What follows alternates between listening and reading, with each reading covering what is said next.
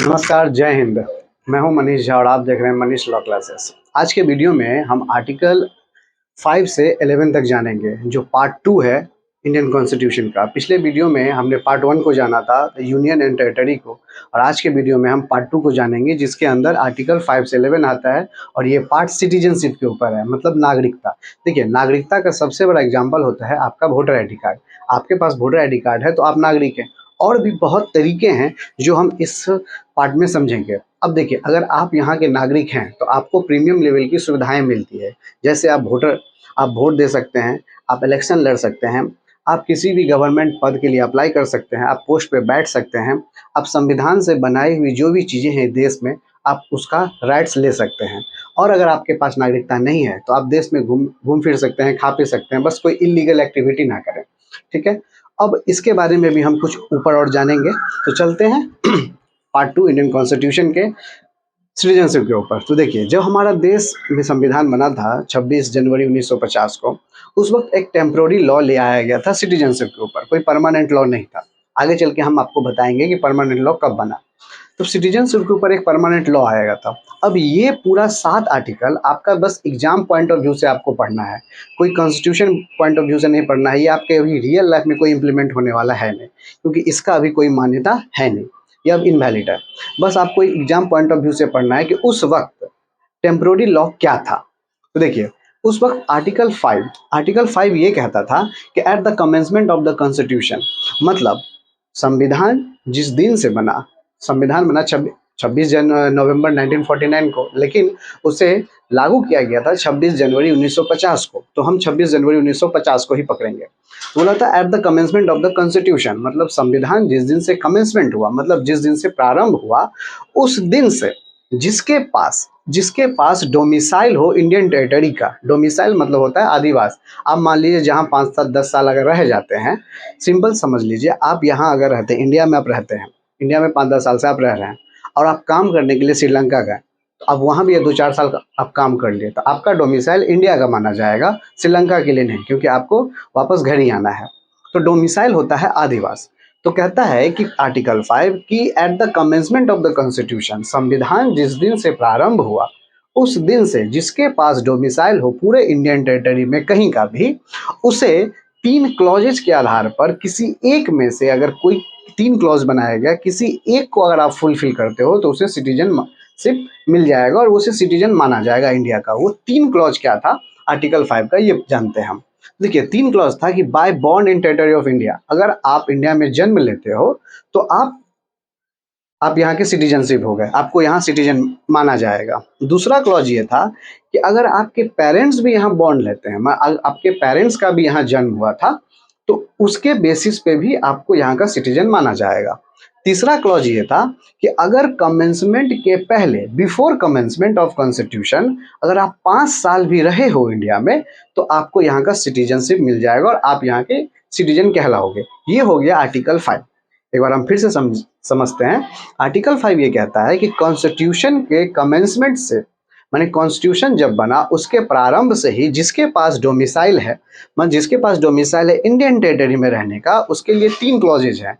या तो आपका यहाँ पे जन्म हो तो आप इंडियन सिटीजन, या तो आपके पेरेंट्स का यहाँ जन्म हुआ हो तो आप इंडियन सिटीजन, और या आप संविधान बनने के 5 साल पहले से ही यहाँ रह रहे हो तो आप इंडियन सिटीजन माने जाओगे। ये आर्टिकल 5 का। और पहली बात बता दें, ये सारे टेम्प्रोरी लॉ थे उस वक्त के, जिसका अभी रियल लाइफ में कोई इंप्लीमेंट नहीं होता है। ये आपको बस एग्जाम पॉइंट ऑफ व्यू से पढ़ना है। ये था आर्टिकल 5। उसके बाद आया आर्टिकल 6। आर्टिकल 6 ये कहता था कि who migrate from Pakistan to India. मान लीजिए जो पाकिस्तान से इंडिया आ गए, जब पहले देश तो अखंड भारत था अपना, अब जब पार्टीशन हुआ उस वक्त कुछ लोग तो पाकिस्तान से इंडिया आ गए कि नहीं, मेरे लिए ये जगह सही है, कुछ लोग समझे कि मेरे लिए वो जगह सही है। तो यहाँ हम ये समझेंगे आर्टिकल 6 में कि जिनको ये लगा कि इंडिया मेरे लिए सही है, तो जो पाकिस्तान से इंडिया आ गए उनके लिए कैसा सिटीजन होगा। तो देखिए, जो पाकिस्तान से इंडिया आ गए उनके लिए 2 क्लॉजेज बनाया गया कि जिनके हुज पेरेंट्स बॉर्न या ग्रैंड पेरेंट बॉर्न, जिनके पेरेंट्स या ग्रैंड पेरेंट्स अगर इंडिया में जन्म लिए हो तो उनको एज ए सिटीजन माना जाएगा। और दूसरा क्लॉज ये था कि अगर 19 जुलाई 1948, 19 जुलाई 1948, मैंने आज़ादी के 1 साल पहले, आज़ादी के सॉरी 1 साल बाद, आज़ादी के 1 साल बाद किसी को याद आता है कि नहीं मुझे इंडिया वापस जाना है पाकिस्तान से, तो उसके लिए 2 चीज़ लगा दिया गया था। या तो आप 19 जुलाई 1948 के पहले अगर आप आते हो तो आपका वेलकम है, कोई रेस्ट्रिक्शन नहीं है आपके ऊपर, आप आराम से आ सकते हो। लेकिन अगर आप 19 जुलाई 1948 के बाद आते हो तो आपके लिए एक परमिट रूल लगा दिया गया था, ताकि आप वो परमिट रूल ले लें और 6 मंथ वेट करें, उसके बाद आपका रजिस्ट्रेशन होगा, फिर आपको एज ए इंडियन सिटीजन घोषित किया जाएगा, माना जाएगा। तो आर्टिकल 6 समझ गए। जो लोग पार्टीशन के बाद ये समझे कि हमें पाकिस्तान से इंडिया आना है, उनके लिए 2 क्लॉजेज बनाया गया। या तो आपके पेरेंट्स इंडिया में जन्म लिए हो तो आप आइए और यहाँ का सिटीजन हो जाइए। दूसरा 1948 19 जुलाई 1948 ये डेट इंपॉर्टेंट है।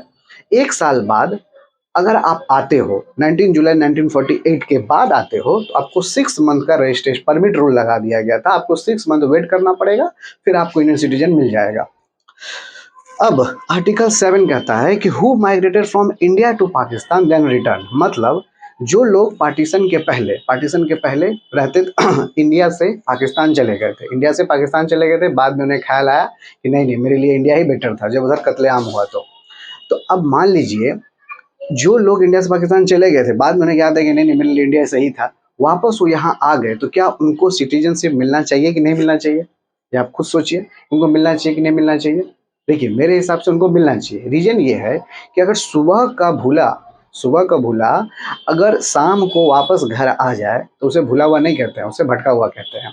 इसीलिए घर में अगर किसी से हमारी लड़ाई होती है या किसी से हमारी बातचीत हो जाती है, तो अगर हम लोग मुंह फुला के अगर चले जाते हैं और शाम को आते हैं तो सब मान जाते हैं ना। उसी तरह अगर सुबह को कोई चला जाता है तो शाम को आया हो तो उसे भूला नहीं कहते हैं, भटका हुआ कहते हैं। इसीलिए आर्टिकल 7 बनाया गया कि जो लोग इंडिया से पाकिस्तान चले गए थे, बाद में रियलाइज हुआ कि नहीं मेरे लिए इंडिया ही सही था, वो वापस आए, उनके लिए सिर्फ एक क्लॉजेस बनाया गया था कि आप 1 मार्च 1947 के बाद आ रहे हो। देखिए आज़ादी मिला 15 अगस्त को, लेकिन आभास तो पहले से ही हो जाता है ना कि नहीं पार्टीशन होने वाला है। तो वो लोग मान लीजिए अब आ रहे हैं, तो 1 मार्च 1947 से अगर आप आ रहे हो उसके बाद, तो आप 6 मंथ आइए, कोई दिक्कत नहीं है। बस आपको 6 मंथ वेट करना पड़ेगा, फिर आपका रजिस्ट्रेशन होगा, फिर आपको इंडियन सिटीजन मिल जाएगा। ये सब उस वक्त के स्थिति को, सिचुएशन को देखकर एक टेम्पररी लॉ बनाया गया, तो कोई परमानेंट लॉ नहीं था। अब आर्टिकल 8 कहता है कि Indian origin residing outside India, मान लीजिए कोई अगर मैं यहाँ हूँ लेकिन अगर रह रहा हूँ फॉरेन में, तो क्या मुझे यहाँ की इंडियन सिटीजनशिप नहीं मिलेगी? उसके ऊपर भी क्लॉजेस है। उनका सिर्फ एक था, मेरे पेरेंट्स का जन्म यहाँ होना चाहिए। अगर आपके पेरेंट्स का जन्म यहाँ होना चाहिए और आप अगर फॉरेन में रह रहे हो मतलब कि आप वहाँ के सिटीजनशिप नहीं लिए हो, बस आप रहने गए हो कुछ काम के पर्पज से, तो आपकी नागरिकता वहाँ से छीनी नहीं जाएगी, आपको इंडियन सिटीजन ही माना जाएगा। तो जो लोग फॉरेन में रह रहे हैं उनके पेरेंट्स का यहाँ होना जरूरी है, उनके पेरेंट्स का यहाँ बॉन्ड होना जरूरी है, तो उन्हें भी इंडियन सिटीजन माना जाएगा एज पर आर्टिकल 8। अब देखिए ये जो 4 आर्टिकल हमने पढ़ा, आर्टिकल 5, 6, 7, 8, ये सब उस वक्त के टेम्पररी सिचुएशन को देख एक टेम्पररी लॉ बना दिया गया था। अब आर्टिकल 9, 10, 11 ये थोड़ा इंपॉर्टेंट है। देखिए आर्टिकल 9 में बोला जाता है कि कोई वॉलेंटरली एक्वायर्ड सिटीजनशिप, मान लीजिए आप स्वेच्छा से अर्जित नागरिकता, मतलब आप खुद से किसी देश की अगर नागरिकता को अपना लिए हैं, आप फॉरेन जाकर अगर ब्रिटेन की नागरिकता को सिटीजनशिप ले लिए हैं, तो ऑटोमेटिक आपका इंडियन सिटीजनशिप कैंसिल हो जाएगा। यहाँ ड्यूअल सिटीजनशिप नहीं चलता है, यहाँ सिंगल सिटीजनशिप चलता है। अगर आप फॉरेन के सिटीजनशिप को आप ले लेते हैं तो इंडिया का सिटीजनशिप आपका कैंसिल हो जाएगा। ये आर्टिकल 9 कहता है। आर्टिकल 10 कहता है कि आपकी सिटीजनशिप तब तक इंडिया में वैलिड रहेगी, ये अधिकार उस पर तब तक बना रहेगा जब तक आप कोई इलीगल एक्टिविटी ना करें। मान लीजिए अगर आप इंडिया पाकिस्तान का लड़ाई हुआ या इंडिया चाइना का लड़ाई हुआ या किसी भी देश के साथ अगर लड़ाई हो गया और आप उनके फेवर में अगर जयकारा लगाएंगे, उनके फेवर में कुछ बोलेंगे, आपको अपने देश के फेवर में बोलना है, तो आप दूसरे देश के फेवर में अगर बोलेंगे तो आपको इंडियन सिटीजनशिप नहीं मिलेगा, आपका इंडियन सिटीजनशिप चला जाएगा। वहाँ ये माना जाएगा कि ये तो मतलब देशद्रोही है, ये माना जाएगा। और मान लीजिए कोई आप अगर कोई इलीगल एक्टिविटी करते हैं, खुद के देश में रह के बम फोड़ देते हैं, तो आपका इलीगल एक्टिविटी के कारण आपका सिटीजनशिप चला जाएगा। दूसरा, मान लीजिए कोई विदेश से या कोई दूसरे देश से मेहमान आते हैं, जो हमारा देश अतिथि देवो भव का है, वसुदेव कुटुम्बकम है, तो अब मान लीजिए कोई मेहमान हमारे यहाँ आते हैं और आप अपनी पागलों वाली हरकत उनके सामने शो करते हैं और अपने देश के पिक्चर को, अपने देश के छवि को खराब करते हैं, तो आपको अनसॉन्ड मैंने पागल घोषित करके सिटीजनशिप कैंसिल करके आपको जेल में डाल दिया जाएगा। तो ये था उस वक्त का ये कानून आर्टिकल 10 कि आपकी नागरिकता को हम तब तक बचाए रखेंगे, संविधान कहता है, कॉन्स्टिट्यूशन कहता है, जब तक आप कोई इलीगल एक्टिविटी ना करें, जब तक आपको इलीगल एक्टिविटी ना करें। मान लीजिए आपको इलीगल एक्टिविटी कर देंगे तो फिर हम आपको कैसे बचाएंगे? आप तो इस देश के होने पे ही शक कर रहे हैं। इसलिए कहता है आपकी नागरिकता बची रहेगी, सिटीजनशिप बना रहेगा, बशर्ते आप कुछ उल्टा पुल्टा ना करें। समझ गए आर्टिकल 10? आर्टिकल 11 बस यहीं से महाभारत चालू होता है। यही है सबसे बड़ा फसाद का जड़। बट यही एक अच्छा चीज़ भी है, क्योंकि देखिए आर्टिकल उस वक्त मैंने क्या करा, उस वक्त करंट सिचुएशन को देख के एक टेम्प्रोरी लॉ बना दिया गया था। क्योंकि देखिए हम लोग भी देश 1947 में आज़ाद हुआ। अब आज़ाद होते ही आप सोचिए कि बहुत बढ़िया कानून बन जाए, सब कुछ फर्स्ट क्लास चकाचक हो जाए, ऐसा नहीं होता है। कुछ चीज़ बनने में टाइम लगता है। तो उस वक्त करंट सिनारियो को, करंट सिचुएशन को देख के ये टेम्प्रोरी लॉ बना दिया गया था कि फिलहाल क्या करना है करंट सिचुएशन में। और उसके बाद आर्टिकल 10 में दे दिया गया था, ये इंपॉर्टेंट ध्यान दीजिएगा एग्जाम पॉइंट ऑफ व्यू से भी और कॉन्स्टिट्यूशन के पॉइंट ऑफ व्यू से भी। आर्टिकल 10 में कॉन्स्टिट्यूशन ये कहता है कि सिटीजनशिप लॉ बनाने का पावर होम मिनिस्टर और पार्लियामेंट को दे दिया गया है कि आप पार्लियामेंट भाई अपने अच्छे से सिटीजनशिप लॉ बनाइए, और अंडर होम मिनिस्टर, गृह मंत्रालय के अंडर में, जो फिलहाल अभी होम मिनिस्टर अमित शाह जी हैं, तो उनके अंडर में दे दिया गया। उस वक्त तो नहीं थे, तो उनके ऊपर दिया थे पार्लियामेंट लॉ बनाए सिटीजनशिप के ऊपर बढ़िया से सोच समझ के। अब देखिए ये सिटीजनशिप तो हम समझ गए, उस वक्त का था, टेम्प्रोरी था, एग्जाम पॉइंट ऑफ व्यू से आपका इंपॉर्टेंट है। आर्टिकल 5 कहता है कि स्टार्टिंग से जिसके पास जो जन्म लिया हो, जिनके पेरेंट्स जन्म लिए हो, या वो 5 साल रहा हो, तो उसको किसी एक बेसिस के ऊपर उस वक्त दे दिया जाता था सिटीजनशिप। आर्टिकल 6 कहता था कि जो पाकिस्तान से इंडिया आए हो उनके लिए 2 क्लॉजेस थे, या तो उनके पेरेंट्स यहाँ जन्म लिए हो, या उनके ऊपर परमिट रूल लागू होता है कि 6 महीना आप रहिए, आपको सिटीजनशिप मिल जाएगा रजिस्ट्रेशन करने के बाद। या वो आर्टिकल 7 कहता है कि जो लोग इंडिया से पाकिस्तान चले गए थे, बाद में रियलाइज हुआ कि नहीं मेरे लिए इंडिया ही सही था, उनके लिए भी था कि आप 1 मार्च 1947 के बाद आते हैं तो 6 महीना यहाँ रहिए, फिर आप रजिस्ट्रेशन फॉर्म फिलअप कीजिए, फिर आपको मिल जाएगा।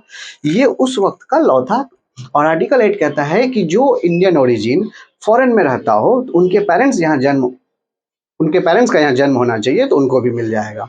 आर्टिकल 9 कहता था कि वॉलेंटरी एक्वायर्ड सिटीजनशिप, आप अगर दूसरे देश के सिटीजनशिप बन गए हैं तो ऑटोमेटिक यहाँ का आपका कैंसिल हो जाएगा, स्वेच्छा से जो लिया हुआ होता है नागरिकता। फिर आर्टिकल 10 कहता था कि आपकी अधिकार तब तक, आपका सिटीजनशिप का जो राइट है वो तब तक बना रहेगा जब तक आप कोई इलीगल एक्टिविटी ना करो। आप मान लीजिए कोई इलीगल एक्टिविटी कर दोगे तो हम सिटीजनशिप आपका छीन लेंगे।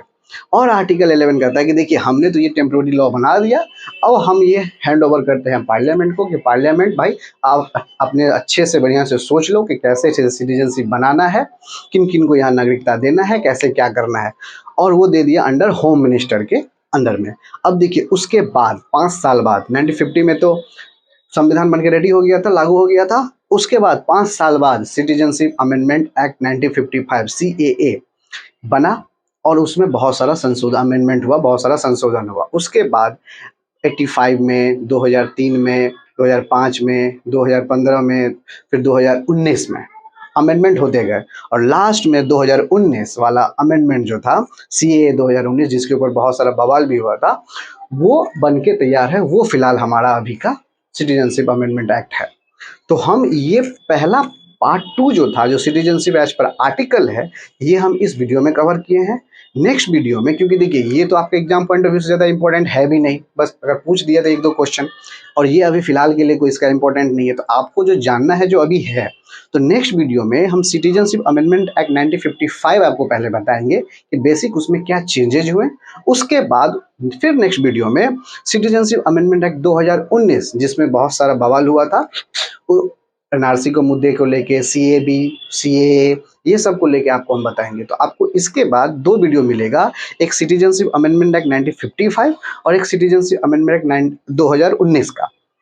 अब देखिए सबसे बहुत इंपॉर्टेंट एक चीज़ बोलने जा रहा हूँ, जो डिस्क्लेमर भी आपको बता दूँ। सिटीजनशिप बहुत ही सेंसिटिव टॉपिक है आर्टिकल के पॉइंट ऑफ व्यू से भी। इस टॉपिक को आप एक टीचर और स्टूडेंट के हिसाब से ही पढ़ें, आप इसके ऊपर कोई जज ना करें। मैं किसी पॉलिटिकल पार्टी के बिहाफ में भी नहीं बोल रहा हूँ और ना आपको किसी पॉलिटिकल पार्टी के बिहाफ में सुनना है। आप एक स्टूडेंट हैं, आप पढ़िए, संविधान को पढ़िए, उसके बाद प्रोज और कॉन्स आपके सामने हैं, फैक्ट देखिए, खुद रियलाइज कीजिए क्या सही है क्या गलत है। किसी को ओपिनियन नहीं देने का है, ठीक है। तो इस चीज़ को उसी बेसिस पे पढ़ना है, ज़्यादा सेंसिटिव नहीं होना है। जो पढ़ाई है, पढ़ाई को पढ़ाई के बेसिस पे आप देखिएगा।